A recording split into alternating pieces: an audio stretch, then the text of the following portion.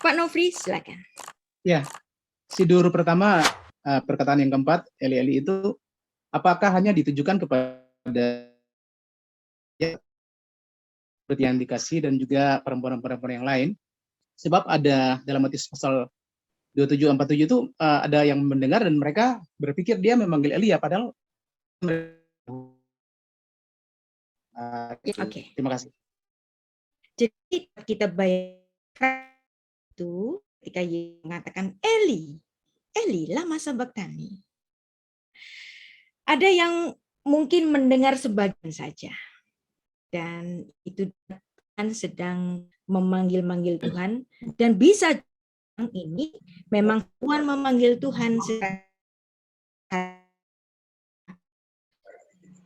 kebanyakan orang Budi ini adalah sidur yang oleh para perempuan, sehingga saya melihat ini bahwa sidur ini diucapkan kepada Bunda Maria sekaligus sebagai penggenap bahwa Maria itu adalah sosok Ester perjanjian lama dalam perjanjian baru. Pak Nofri, terima kasih pertanyaannya. Baik, siapa lagi yang mau bertanya?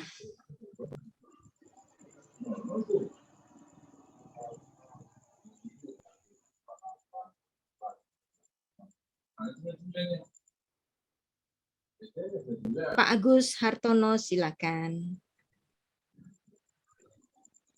Ya, terima kasih kesempatannya. Saya melihat ada dalam 7 perkataan yang disalib itu ada istilah sepertinya ada relasi menyebut Bapa 2 kali ya. Yaitu waktu dia bilang Bapa ampunilah mereka karena mereka tidak tahu apa yang mereka lakukan atau perbuat itu. Yang terakhir yang Telesta itu ya, aku menyerahkan. Bapa ke dalam tanganmu, aku menyerahkan. Ya. Jadi di sini saya melihat apakah waktu perkataan ampunilah mereka itu berarti masih belum pelunasan hutang dosa itu. Setelah selesai itu sudah jadi relasi kembali ya. Bagaimana Bu? Oke. Terima kasih. Jadi seperti yang sudah saya jelaskan pada ucapan yang pertama, Bapak ampunilah mereka karena mereka tidak tahu apa yang mereka lakukan. Nah, jadi ini adalah suatu ungkapan pengampunan karena memang sedianya Yesus Kristus itu disalib untuk apa sih? Untuk memberikan jalan pengampunan bagi dosa itu. Pengampunan tidak bisa diucapkan dengan mulut saja, tetapi sekaligus menghisap konsekuensi dari hutang dosa itu, yaitu apa? Nyawa. Maka ketika pengampunan itu menjadi tugas dari pihak pemberi ampun ini, maka artinya Allah sendirilah yang memberikan pengampunan dia mati. Itu Pak Agus. Oh ya. Ya. Sama-sama. Selanjutnya Pak Jody, silakan. Oh ya, terima kasih. Selamat malam. Shalom. Shalom Pak Jody. Ya, mengenai kata-kata Yesus tadi, dia telah ke dalam tanganku, aku menyerahkan nyawaku, itu sebenarnya saya baru tahu sekarang bahwa itu ternyata doa untuk tidurnya orang Yahudi, bahkan sebagian anak-anak mereka seperti itu ya Bu ya. Nah pertanyaan saya, sesederhana itukah atau seperti itukah memang doa tidur, dan apakah itu masih relevan kalau sekarang saya akan mulai berdoa seperti itu, kira-kira gitu Bu. Oke. Apakah sesederhana itu aja? Gitu. Terima kasih. Baik. Doa Beyadecha Afkit Ruhi sampai sekarang Mazmur 31 ayat 6 itu masih diajarkan kepada anak-anak dalam bahasa Inggris ya, yang tadi sudah saya bacakan juga bagi orang-orang Yahudi Beyadecha Afkit Ruhi setiap tidur, dan kemudian paginya mereka mengucapkan Modeh Ani. Masih relevan. Dan seandainya kita mengikuti doa seperti itu juga nggak salah. Ketika kita tidur, kita menyerahkan nyawa kita kepada Tuhan. Tuhan, seandainya aku mati di dalam tidurku, maka nyawaku ada di dalam tangan-Mu. ternyata kita bangun pagi dan menghirup udara yang segar dan mudah ani. Thank God. Jadi tidur kita kan nggak sadar, nggak tahu ada apa, mungkin ada bahaya, apa saja bisa terjadi. Kita menyerahkan nyawa kita kepada Tuhan, pagi aman, kita mengucapkan syukur. Itu Pak Jody. Ya baik Bu, terima kasih. Saya kayaknya akan mempraktekkan itu karena baru tahu detik ini ternyata seperti itu rupanya. Terima kasih Bu Rita. Silakan membaca Mazmur 31 ayat 6, Pak Jody. Iya baik. Terima kasih Bu. Sama-sama, Pak Suprapto, silakan. Malam Bu Rita. Malam. Saya mau tanya Bu, bagaimana kan kalau kita sebagai orang percaya kan sudah ditebus dosanya. Tapi kalau dalam keseharian kita sebagai orang percaya kalau masih melakukan kesalahan atau dosa, apakah nantinya tetap selamat atau bagaimana Bu? Gini. Jadi ketika kita itu diselamatkan oleh karena iman kita pasti selamat. Tapi kita langit baru dan dunia yang baru. Kenapa kita selamat? Karena sudah ada Yesus yang mati untuk kita. Tapi kita sebagai manusia masih nginjek di bumi yang terkutuk ini. Kan Tuhan di dalam Kejadian 3 ayat 17 mengatakan, Arura ha Adamah, yang dimana dosa itu masih ada di bumi yang terkutuk ini. Dan ada banyak manusia yang belum percaya kepada Tuhan, kita ada di dunia yang jahat. Dan kita pun sebagai manusia masih punya potensi untuk berbuat jahat, bukan? Nah, tetapi bukan itu. Kalau kita sebagai orang yang percaya, berusahalah untuk sempurna karena Bapamu sempurna. Sempurna dalam hal apa? Dalam kesempurnaanmu. Sebisa-bisa kamu harus sempurna. Kamu harus menghindari dosa. Kamu harus berbuat baik sebagai pengucapan syukur. Ini maksudnya Alkitab. Nah, jadi kalau kita berbuat baik bukan karena untuk mencapai surga. Karena mencapai surga adalah sesuatu yang diberikan oleh Tuhan secara cuma-cuma konsep anugerah tadi. Tetapi sebagai orang yang percaya, ya, jangan kita itu terus-menerus berdosa. Nah, saya carikan ayatnya ya. Tunggu.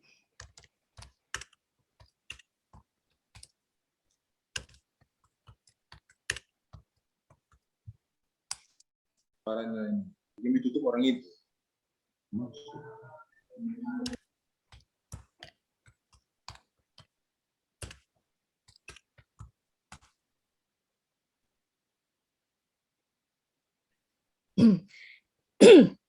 Orang yang dibaptis itu masih bisa berdosa lagi. Nah, seperti yang ditulis dalam 1 Yohanes 1 ayat 8, jika kita berkata bahwa kita tidak berdosa, maka kita menipu diri kita sendiri dan kebenaran tidak ada di dalam kita. Nah, tapi di sini ada terusannya dalam 1 Yohanes 3 ayat 9. Setiap orang yang lahir dari Allah, kalau kita itu sudah bertobat, kita sudah dibaptis, di sini dituliskan, setiap orang yang lahir dari Allah tidak berbuat dosa lagi. Nah, ini terjemahnya sebenarnya lebih baik untuk diterjemahkan, dia harus tidak boleh terus-menerus berbuat dosa. Kenapa dia tidak boleh terus-menerus berbuat dosa? Sebab benih ilahi tetap ada di dalam dia, dan dia tidak boleh berdosa karena dia sudah lahir dari Allah. Bayangkan kalau kita ini orang Kristen, tapi melakukan perbuatan-perbuatan dosa, ini akan menimbulkan suatu kesaksian yang jelek. Kelahiran baru itu harus melahirkan kehidupan rohani yang berkesinambungan dengan Allah. Maka kalau kita adalah orang-orang yang kita nggak boleh terus-menerus berbuat dosa. Kalau kita berbuat baik, Roh Allah yang ada di dalam hati kita, perhatikan kalau kita itu berbuat dosa, ya, hati nurani kita itu sudah negur kita kan?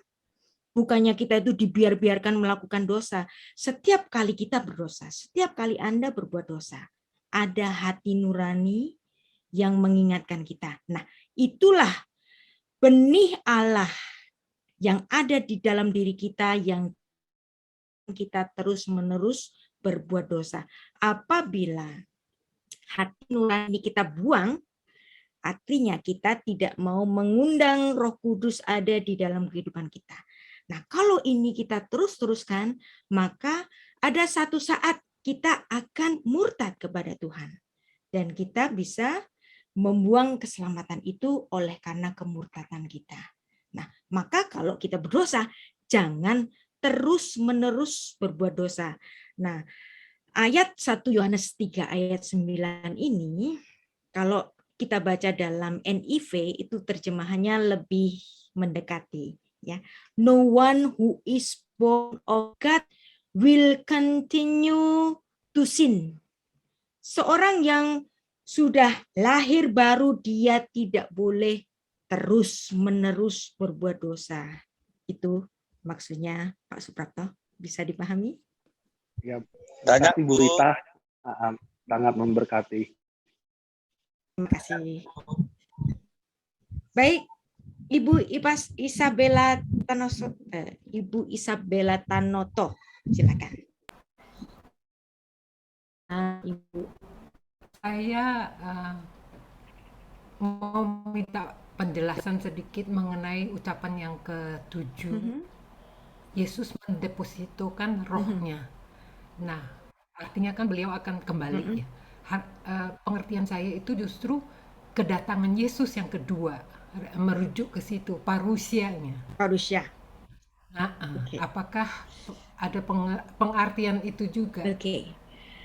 Makasih. Ya, seandainya nunggu parusia itu kelamaan, Ibu. Ya.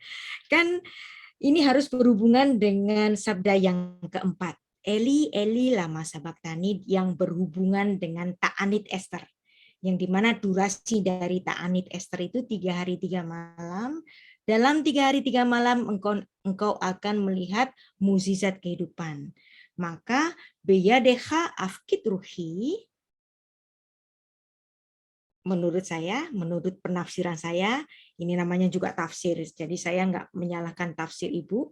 Menurut penafsiran saya, ini akan lebih cocok bahwa ini diterapkan ketika Yesus Kristus bangkit pada hari Minggu itu, setelah lewat 3 hari itu. Ibu Isabella, apakah ini sudah menjawab? Terima kasih. Sama-sama. Baik, selanjutnya Pak Rudi, silakan.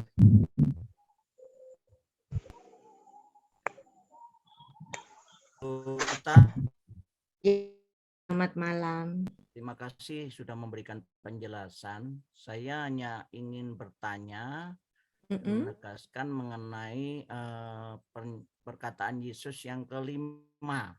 Yang kelima. Aku haus. Mengenai aku haus. Tadi saya cukup jelas mendengar penjelasan daripada Bu Rita itu mengenai penderitaan. Tapi karena Yesus itu bersedih, melihat ibunya bersedih sehingga tercekat sehingga dia merasa haus, ataukah ada yang beberapa tafsiran yang mengatakan seperti ini, karena mati dibayar mati dan upah dosa itu bukan hanya mati tapi maut kan. Maut itu adalah mati kekal, neraka. Seperti yang dialami Yesus itu adalah posisi seperti orang Lazarus yang miskin. Apakah seperti itu? Yesus tuh merasa kuman di ini. Apakah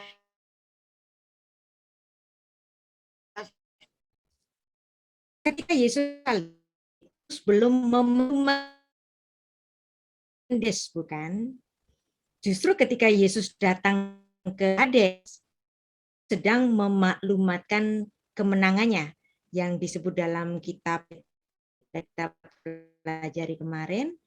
Jadi saya lebih melihat aku ini adalah Yesus haus secara fisik setelah mengalami penyiksaan, juga sidang yang bolak-balik itu, juga termasuk kesedihan hatinya ketika melihat sang ibu menangis, itu menimbulkan dirinya yang merasa haus. Itu Pak Rudi. Tapi ini kan ranah tafsir.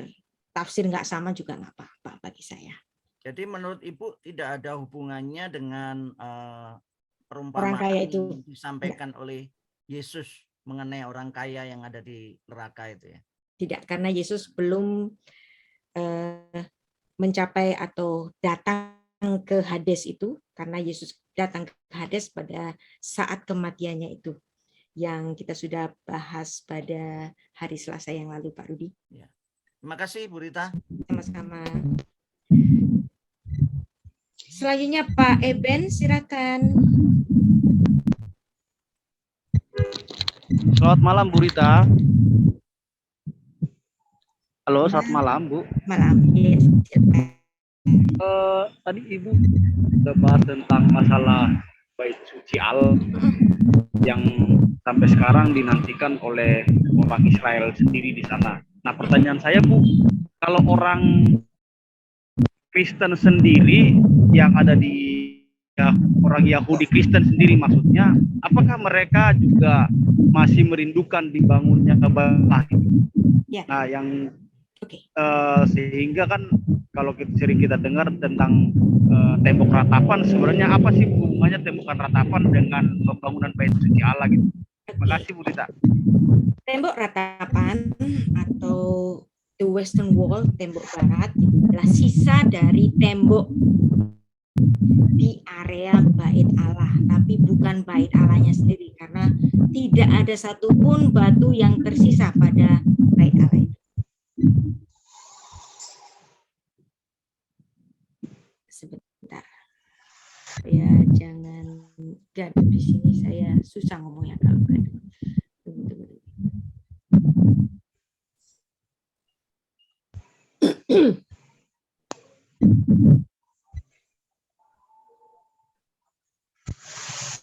Saya mute all dulu. Ya, jadi apakah orang Yahudi yang percaya juga merindukan dibangunnya kembali bait Allah?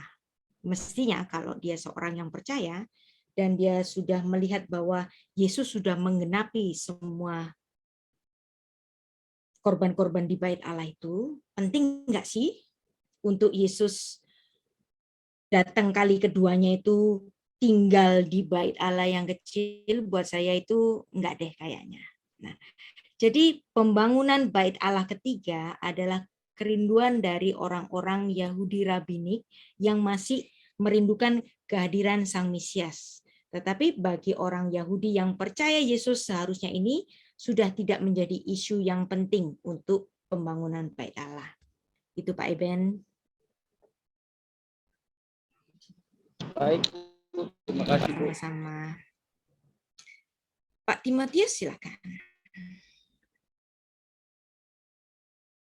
Silakan buka mic-nya, Pak. Ya. Shalom, selamat malam, Bu. Terima kasih buat malam hari ini. Saya mau menanyakan yang untuk mengenai ucapan penyerahan yang ketujuh, Bu. Ya. Kalau seandainya Tuhan Yesus tidak berkata, "Apa, aku serahkan nyawaku padamu," apa Yesus tidak akan mati? Oke. Pertanyaan, kenapa itu mati? Ada nggak diciptakan untuk mati, tapi ada mati. Karena Adam berkata, "Pada engkau, makanya pastilah engkau mati." Tapi itu dia dengan darah binatang yang ada di Taman Eden. Tapi Tuhan arurah Adama tanah, dan tanahnya adalah media dan ada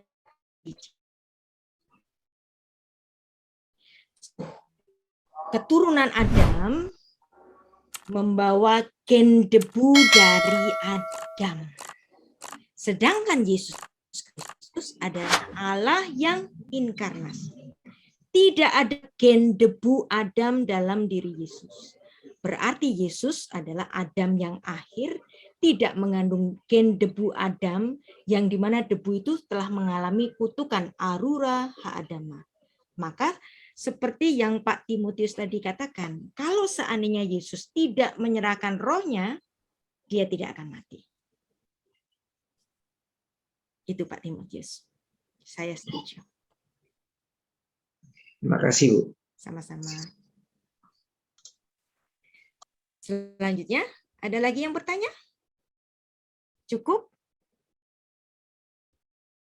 Pak Agus, sekali lagi silakan. Kasih kesempatan, Tra.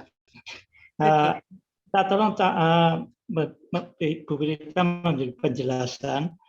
Apakah kalau tidak pakai versi Sidul Ibrani, itu kalimat ketujuh itu menunjukkan bahwa Tuhan Yesus waktu itu tetap mempunyai otoritas untuk mendominasi nyawanya. Jadi bukan manusia yang harus menyerahkan, tapi dia sendiri yang menyerahkan kepada Bapa. Itu menunjukkan bahwa dia itu masih punya otoritas terhadap dirinya sendiri, terusnya nyawanya. Jadi ini seperti yang dibahas dalam kitab Ibrani yang merujuk bahwa Yesus adalah imam agung, yang dimana imam besar agung itu membawa darahnya sendiri. Nah, ketika Yesus berkata, "Avi beyadeha itruki," dalam keadaannya yang berdarah, dia menyerahkan nyawanya itu seperti yang dikatakan dalam, sebentar saya cari ayatnya.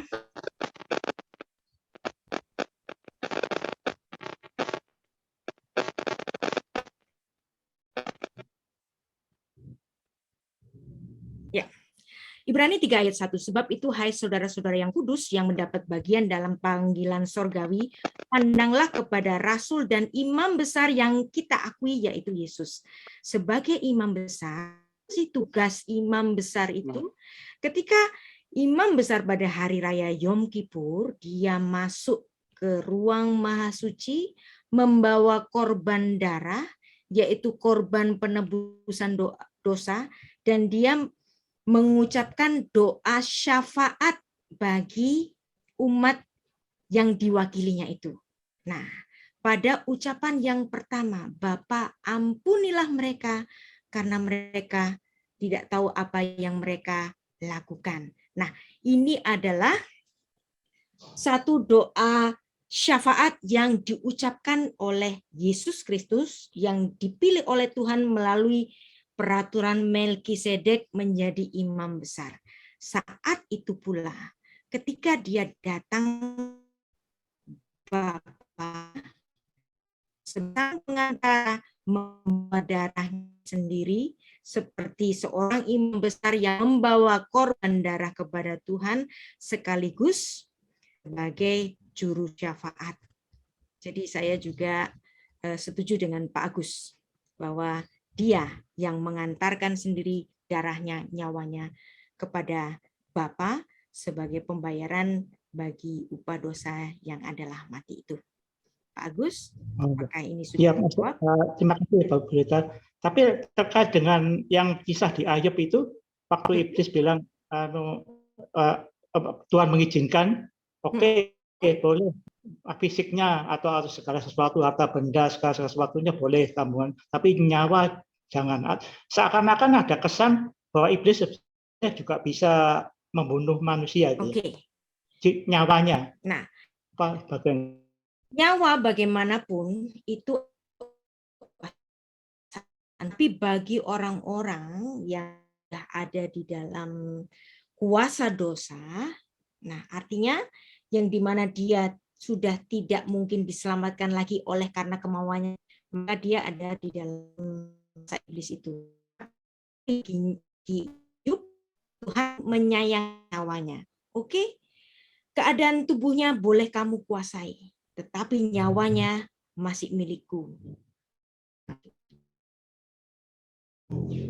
Ini mungkin seperti yang di kitab Injil itu, Bu ya. Jadi istilahnya manusia bisa, maksudnya berbicara pada murid-muridnya apa-apa, manusia bisa membunuh kamu, tapi tidak bisa membunuh nyawamu sendiri. Oh ya, terima kasih, Bu. Terima kasih. Baik, sudah tinggal 10 menit. Adakah yang bertanya lagi? Pak Mompang Panggabean, silakan. Shalom, Ibu Rita Wahyu, terima kasih. Selamat malam bagi kita semua. Ya, saya mau bertanya tentang masalah waktu kematian itu, Ibu Rita. Jadi ada yang mengatakan bahwa sejatinya Tuhan Yesus bukan mati pada hari Jumat, sebab kalau sampai hari Jumat meninggal dunia, lalu bangkit pada hari Minggu pagi, itu belum hitungan 3 hari. Nah, sehingga masih terjadi kontroversi dan terkadang ada anggota gereja yang menganggap bahwa itu kan tidak perlu kita permasalahkan, yang penting iman kita saja. Nah, tetapi sebagai anggota tubuh Kristus yang kritis, apakah kita tidak berhak untuk mempermasalahkan itu, mempertanyakan itu? Sejatinya berapa lamakah Tuhan Yesus ada di alam maut itu, sehingga kita bisa kaitkan itu kepada apa yang dinubuatkan sebelumnya tentang bagaimana Yunus di dalam perut ikan itu. Demikian juga hal-hal lain yang menjadi suatu bayangan dari apa yang kemudian dialami oleh Yesus Tuhan kita di dalam kubur itu. Demikian Ibu Rita, mohon penjelasan. Terima kasih. Terima kasih, pertanyaan terakhir dan kritis banget. Sebentar Pak ya.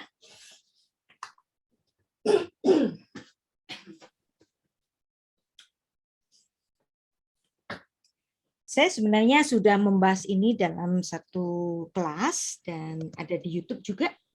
Dan ada juga di tulisan saya di buku Injil Salib di bab, sebentar. Saya nggak hafal babnya.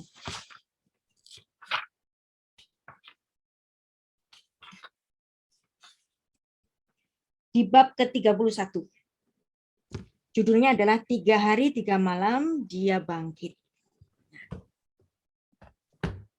Tradisi gereja membaca hari persiapan Paskah, Paraskevito Paskah. Paraskevi itu diartikan dengan hari Jumat. Karena memang kata Paraskevi biasanya ditujukan kepada hari persiapan Sabat. Tapi di sini Paraskevi, kalau hari persiapan Sabat itu kan pasti hari Jumat. Tapi di sini dalam kitab Yohanes itu adalah Paraskevito Paskah, yang artinya Erev Pesak. Nah, kata Paraskevi ini oleh tradisi gereja diartikan dengan hari Jumat. Nah, ini tentu saja berbenturan dengan Matius 12 ayat 40 yang dimana Tuhan Yesus sendiri berkata demikian.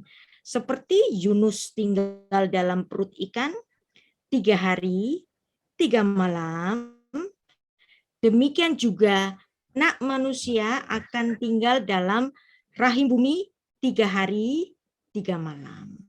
Nah, seandainya Yesus wafat hari Jumat, coba hitung sendiri. Berarti Matius 12 ayat 40 ini gagal. Pertanyaan diri. Membedakan beda tradisi, kebiasaan, dan juga apa yang tertulis di Alkitab kita. Maka perhitungan yang dimana itu satu hipotesis Yesus itu hari yang dimana pada Rabu petang itu sudah masuk pada hari Paskah. Rabu petang tanggal 15 Nisan, yang dimana petang sampai Kamis siang hari. Itu adalah 1 hari 1 malam. Kemudian Kamis malam sampai Jumat siang hari, masuk 2 hari 2 malam. Kemudian Jumat petang sampai Sabtu siang hari ini masuk ke petang, itu masuk kepada hari Minggu, hari pertama. Nah, kalau hitungannya seperti ini akan memenuhi 3 hari, 3 malam. Yang dimana kapan Yesus itu bangkitnya? Nah, karena Sabtu petang hari itu sudah hari Minggu menurut pergantian harinya orang Yahudi, maka Yesus bisa saja bangkit pada jam 7 malam mungkin. Jam 9 malam mungkin. Jam 12 malam mungkin. Yang pasti pada dini hari, pada subuh ketika Maria Magdalena itu datang bersama perempuan-perempuan yang lain, kubur itu sudah kosong. Tapi pemahaman tentang ini juga banyak ditentang dan bahkan ada yang melihat ini, lu goblok, lu nggak ngikutin tradisi gereja, kamu sesat, dan seterusnya. Tapi bagi saya adalah penganut Shivim Panim Latora. Saya bisa menerima tradisi gereja, tetapi ketika kita menemukan suatu bukti baru, suatu novelty, bahwa kemungkinan ada kesalahan bahwa Paraskevi yang seharusnya diartikan sebagai hari persiapan Sabat, yaitu Sabat besar, yaitu hari Paskah itu, itulah yang kemudian diartikan secara salah. Bahwa hari persiapan di sini bukan berarti hari Jumat, tetapi hari persiapan bagi Paskah itu. Nah, karena dalam minggu itu ada 2 Sabat. Karena hari raya itu juga dijadikan sebagai Sabat. Hari Sabtu ada Sabat. Berarti dalam minggu itu ada 2 Sabat. Itulah sebabnya kita dapat memperkirakan kapan sih Maria Magdalena dan teman-temannya itu shopping. Dia nggak bisa shopping pada hari Kamis. Kenapa? Karena hari Kamis itu adalah Sabat besar, yaitu hari Paskah.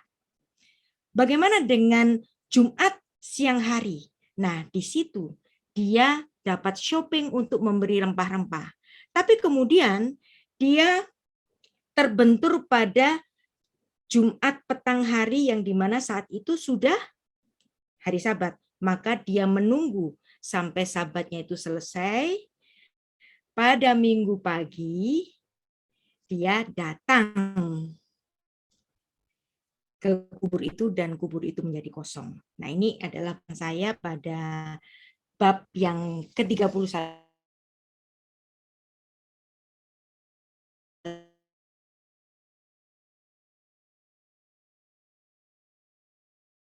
Sama, memang saya sediakan di situ supaya orang yang membaca kebenaran ini dan juga pembahasan mengenai hipotesis kematian hari Rabu.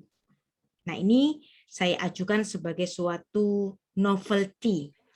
Saya nggak takut dikata-katain orang-orang. Saya bahkan sudah dibikinin YouTube untuk dikata-katakan sesat karena mengajukan kemungkinan Yesus Kristus ini wafat hari Rabu. Ada sebagian orang dari orang secara ini bisa dibuktikan. Kalau mereka hanya ngata-ngatain saja, itu bukan akademis. Kalau mereka mau membahas mengenai kajian ini, silakan kaji secara akademis. Bikin YouTube untuk ngata-ngatain saya sesat, enggak.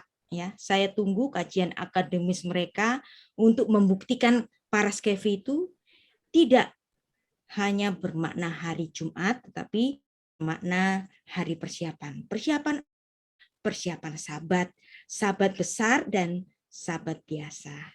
Itu yang saya bahas di buku ini. Ya, satu pertanyaan kecil lagi, Bu Rita. Bolehkah? Boleh, Pak Panggilan.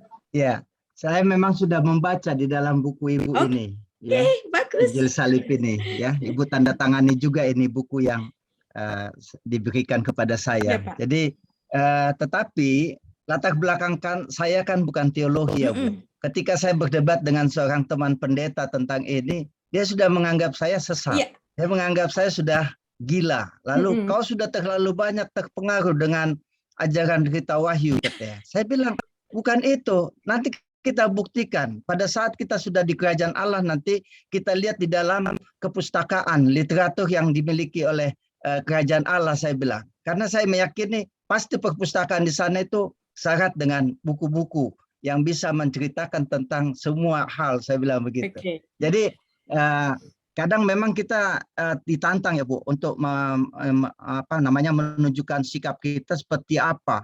Artinya kadang-kadang kalau ini sampai kumandangkan di tengah, dianggap sebagai penganjur yang menyimpang dari gereja. Padahal saksikan jemaat Bu Kristus. Nah, tetapi dianggap kita sudah, Paulus sendiri mengatakan, pikirkanlah hal-hal yang biasa. Ya, masyarakat kita, jemaat kita menjadi kritis terhadap persoalan-persoalan semacam ini. Demikian Ibu Rita, terima kasih. Terima kasih. Ya, memang ini sedianya buku ini saya tulis sebagai suatu kajian akademis. Kalau ada orang yang menentang, silakan menulis secara akademis, bukan yang bikin YouTube ngata-ngatain sesat. Ya, dan saya rasa Tuhan itu maklum kalau ada penafsiran yang salah, termasuk kesalahan yang dilakukan oleh gereja-gereja pada masa silam, termasuk adanya inkuisisi, termasuk adanya suatu penafsiran yang salah. Ya, Galileo pernah dihukum karena kesalahan juga, gitu kan? Dan ada juga misalnya seorang yang bernama Hipatia, seorang filsuf di Alexandria, filsuf perempuan, dianggap sesat, ditelanjangi dan dimutilasi oleh murid-murid Kristus. Nah, biasa mereka kalau nggak cocok dengan Bapak Gereja sesat. Nah, bukan itu. Saya tetap menghormati tradisi gereja. Sampai saat ini pun kalau di gereja saya memperingati Jumat Agung, saya juga datang di Jumat Agung. Walaupun saya juga bisa menerima suatu hipotesis yang dimana Yesus itu wafatnya hari Rabu. Tetapi saya juga menghormati apapun yang ditradisikan oleh gereja, termasuk kebaktian pada Jumat Agung, karena yang penting itu esensinya. Keselamatan kita adalah karena iman kepada Yesus Kristus, bukan karena tafsir A atau tafsir B. Salah tafsir, saya rasa Tuhan masih maklum untuk kita yang penuh bisa salah ini. Pak Panggabean, terima kasih pertanyaannya. Dan saya mengucapkan terima kasih untuk semua sahabat Circle. Terima kasih sudah bertahan sampai larut malam semalam ini. Ada hal-hal kontroversial juga yang kita pelajari hari ini. Dan saya harap ini semua untuk menambah wawasan. Bukan untuk menyalah-nyalahkan pada orang-orang yang memiliki tafsir yang berbeda. Kiranya pembelajaran kita memberikan kita suatu wawasan yang luas, pemahaman yang lebih luas, penggalian Alkitab yang lebih dalam. Terima kasih untuk semuanya. Dan kita akan tutup